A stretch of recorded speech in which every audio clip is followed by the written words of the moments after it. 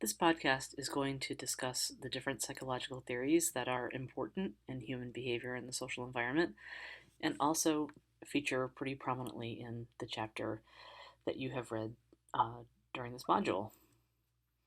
So, there are many psychological theories, and in the rest of your online folders, you'll see many, many more theorists, but there are essentially um, six, I suppose, major subtitles of psychological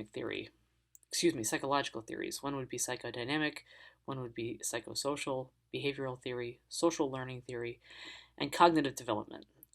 Self psychology is another important psychological theory that we cover a lot of ground with, although theoretically that actually falls under the psychodynamic theories.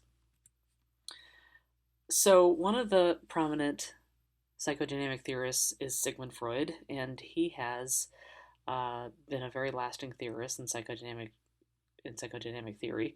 He is problematic in some ways. There are some ways where he has contributed greatly to the field, and that there's other ways where he has been a very problematic and sometimes pathologizing person. Generally, when you start to talk about Sigmund Freud, people have a love-hate reaction to him. But one of the things that still is true about him, regardless of how you feel, is that his theories and his ideas have continued to hold water all of these years. And so, one of the foundations of Freud's theory is having to do with what we would call drive theory, or the sort of the theories of the mind. And the first place to start with Sigmund Freud has to do with understanding two opposing drives. And in Freud's language, the term drive refers to energy or impulses.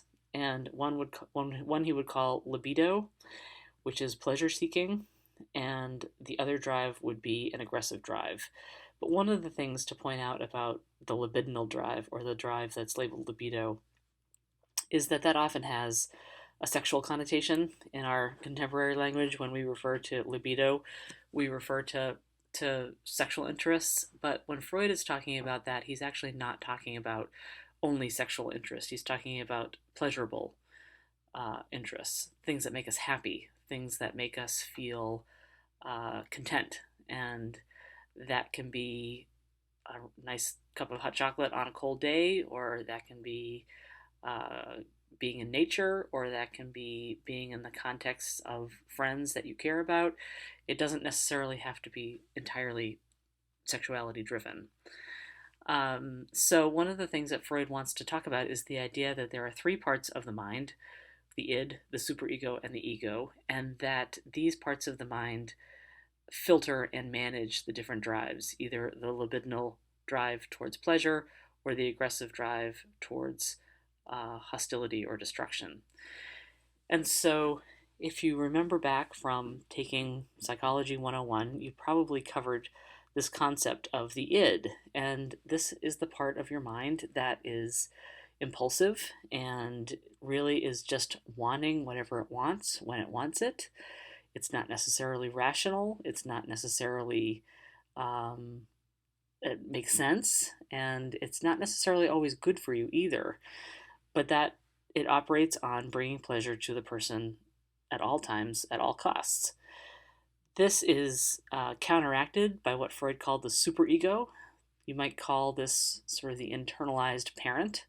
It's the part of you that tells you what you can and can't do, and holds on to moral ideals, and wants to stick to social expectations and social pressures. And the last part of the mind, as Freud calls it, is the ego. And that is not the ego as defined, say, by somebody who's kind of narcissistic, who has a big ego. This is an entirely different way of thinking about it, according to Freud. And the ego is that part of your mind that balances between the id and the superego. So maybe the best example I could give would be the example of you waking up in late November, trying to come to school, to go to your classes, or to do the things you need to do, or to go to work, and it's dark, and it's cold, and it's kind of drizzly out, and you're tired, and you're lying there in your bed, and there's a part of you that says, turn off the alarm clock, pull the covers up, just go back to bed. The idea of just snuggling back into your bed and rejecting the outside world and sleeping in, that is your ego, excuse me, that is your id talking to you. That's the part of you that wants the pleasure of sleeping in, curling up, making the world go away. The superego part of you then might kick in and sound like a drill sergeant or sound like a parent that says you're being lazy, you have work to do, you have things you need to do, don't give in to that. Get up, get going. You don't have time. Get a move on. And then the ego would be the part of you that balances those things out. The ego of your mind, so to speak, sits there and says, well, sleeping in would be wonderful, and maybe I could hit the snooze button, but I do have a lot that I need to do today, and I'm going to plan my day off for next week when I have less to do. You have the impulses of, I want what I want. You have the impulses of, you better not. And then you have the balance between the two. And that's really what Freud is talking about when he talks about the three parts of the mind. Freud then continued to develop his theory. And he started to develop his theory beyond just the parts of the mind and started to think about the idea of stages and the idea that ordinary human development passes through a series of stages that correspond with ages relatively, and that there are different body parts that are the source of the libidinal or the aggressive drive, and that you're working out different tasks during these stages, and hopefully you resolve those stages well and move on to the next stage, or if there's a problem, then you become fixated or stuck. And so, for example, if you've ever seen a newborn baby or an infant between the ages of 0 and 1, one of the things that you notice about them probably is that everything goes into their mouth. They're being bottle fed, they're being breastfed, they're putting their hands in their mouths, their fists, any little object that they could get a hand on, everything is going into their mouth. And so Freud is saying that libidinal urges in particular are the part of the body these days that drive is being fixated towards is the mouth, and that the big tasks of 0 to 1 are kids learning to take in food that is not bottle fed or breastfed. And that if that period of time in your life doesn't go very well, if there's trauma, abuse, neglect, or other major problems, what you might have is somebody who is orally fixated. And the orally fixated adult has, according to Freud, problems with obsessive eating or binging or smoking or uh, alcoholism or drinking. That what that person is trying to work out is orally based through the mouth. If you've ever been around kids between the 1 and 3 age, one of the major tasks is toilet training. That puts the body part that Freud is fixated on is the anus. And if somebody has toilet training go badly, according to Freud, they're going to have a number of psychological problems that would be an anal fixation, where they're passive aggressive, they're compulsive, they're hoarding, they're withholding, and control is really one of the major adult behavioral manifestations of that kind of a fixation. So it goes on to the phallic stage, and according to Freud, the big job of the ages of 3 to 6 is to identify with your gender and to identify with adult role models, both of your gender and separately as another gender.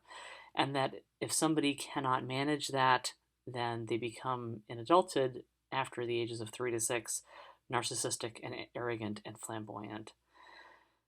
Latency and puberty go back to the tasks that are outlined here in this chart. So now that you see this or listen to this part of the podcast, probably what you're thinking is that there's ways in which maybe this is accurate and ways that it is very inaccurate.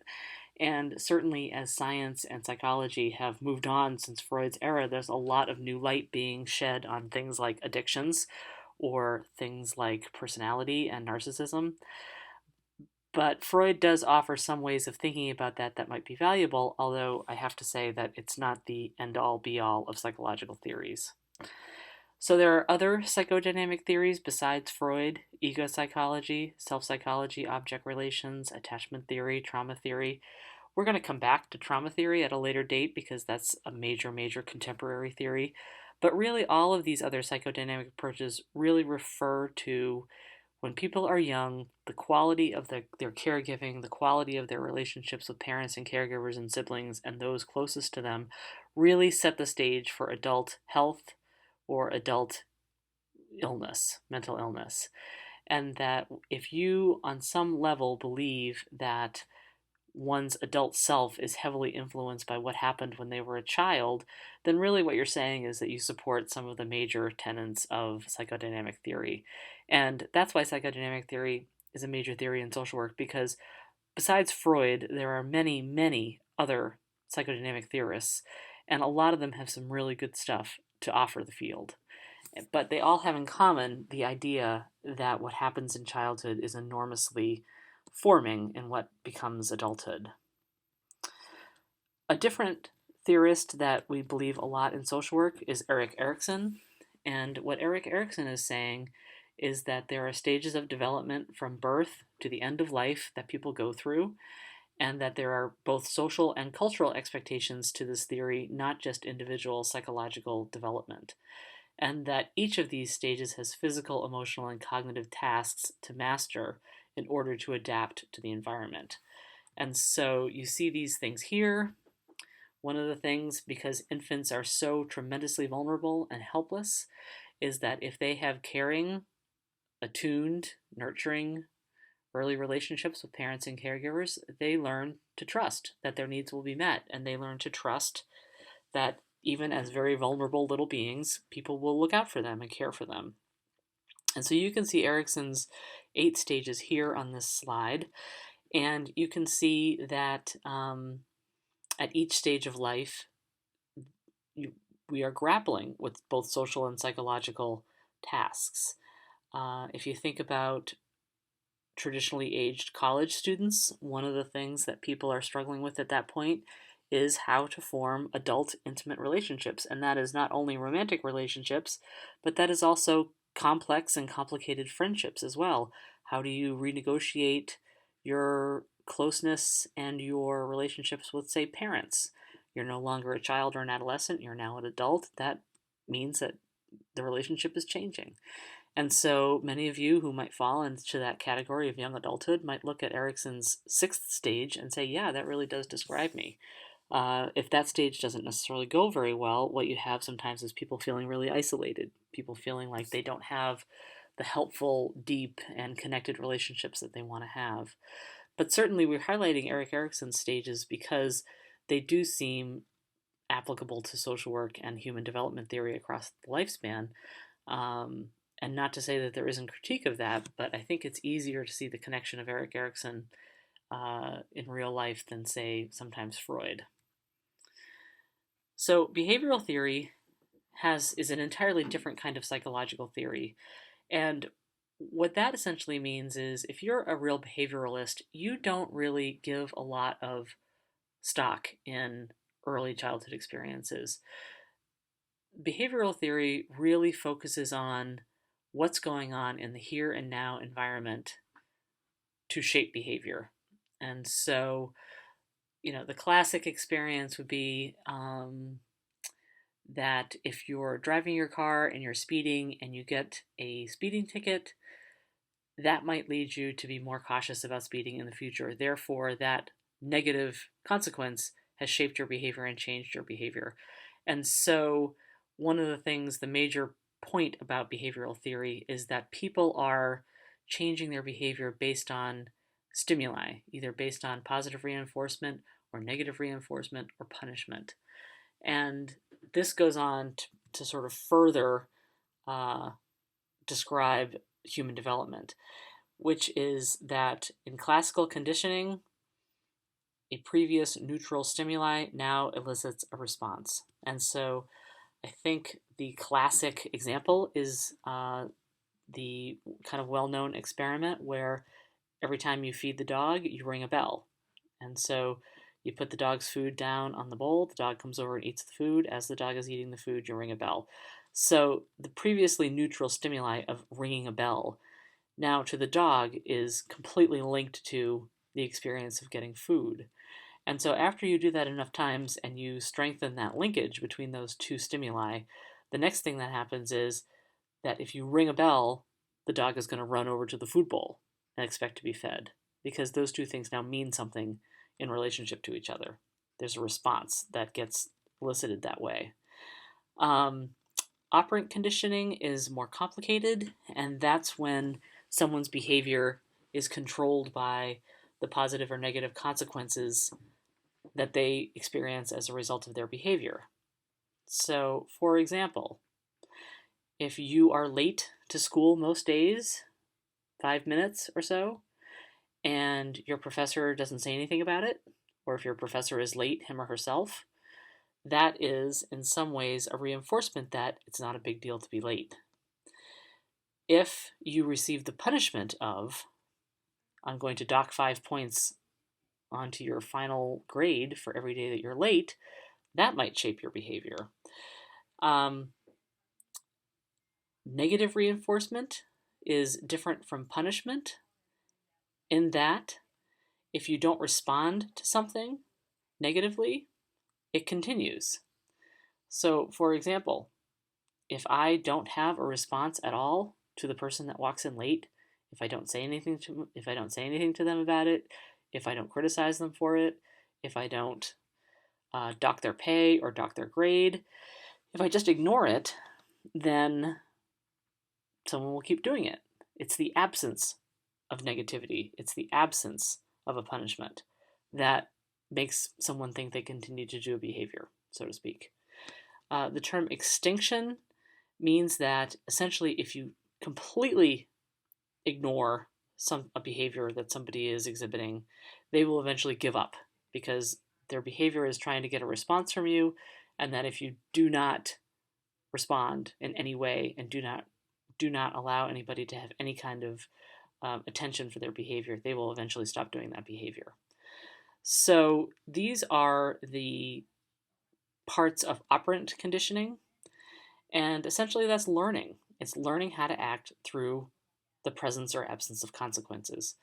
And we see this all over the place. And behavioralism, behavioral theory, doesn't really care about your early relationships or why you do what you do. That it's very based in the here and now, and that if you are currently facing rewards or consequences for behavior, that's why you do or don't do something. Social learning theory is something that's kind of intuitive, which means that we learn behavior by watching other people, and that we learn what's acceptable and what kinds of roles to have based on how other people behave. And that as we learn those roles and are successful in those roles, we begin to develop a sense of self-efficacy. And that means that you start to believe in yourself, and you start to believe in your ability to behave in a way that gives you the kind of outcome you want. So, for example, if your parents read to you when you were a child, one of the things that you might have learned through social learning theory is that reading is a relaxing, calming, nice thing to do. And maybe as a result, you read on your own, long since having your parents read to you. And when it comes to reading, you might actually feel very confident in your ability to be a good reader, and you enjoy it. So in that very minor sense, we've proven all of the theoretical foundations of social learning theory. And that's a very positive example, but there are also very negative examples as well. If you learn through a communication style that in an argument, the person who yells the loudest is going to win, then maybe that's who you become because you've learned that by watching people around you. Social learning theory is also very minor, very almost sometimes so common it's not even noticed. For example, one of the interesting experiments done with social learning theory had to do with walking into an elevator. So, for example, they had a group of people in an elevator, and instead of standing and facing the door, they turned and faced the back wall.